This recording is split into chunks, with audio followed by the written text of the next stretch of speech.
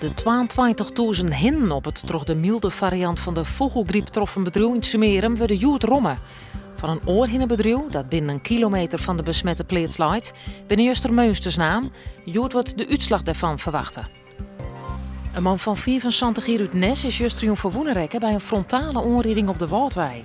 Hij reed toch nog onbekende oorzaak met zijn brommobiel het verkeer in en botste op een 43-jarige automobilist uit Ljouwert.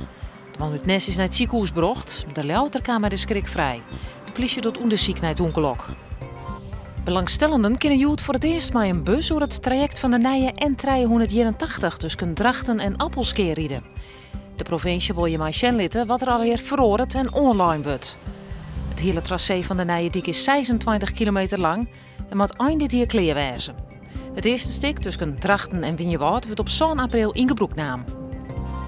SC Heerenveen-speler Pelle van Amersfoort had Jong Oranje juist de winst bezwargen in de wedstrijd in Servië. Jong Oranje won de wedstrijd met 1-0. Van Amersfoort scoorde na een dik jaloere spelen. Beide ploegen winnen liegwerig on elkaar.